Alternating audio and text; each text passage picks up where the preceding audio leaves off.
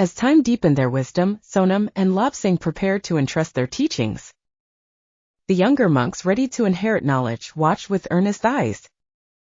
In their advanced years, the pair found solace in conversations with novices. The legacy of Sonam and Lobsang echoes through the monastery, inspiring all who dwell within. Their deeds are more than stories, they are the very embodiment of Dharma, guiding the monastery's heartbeat. In the soft glow of the setting sun, the monastery's spires carve silhouettes against the sky. Sonam and Lobsang stroll leisurely, their companionship a mindful practice on their enduring spiritual path. As the twilight of their years descends, Sonam and Lobsang sit together. In silence, they reflect on the spiritual journey that has defined their existence. They ponder the wisdom they've shared, the growth they've witnessed. The tranquility in their hearts mirrors the peace they've nurtured in others. The monastery glows in the soft dusk light, a symbol of tranquility.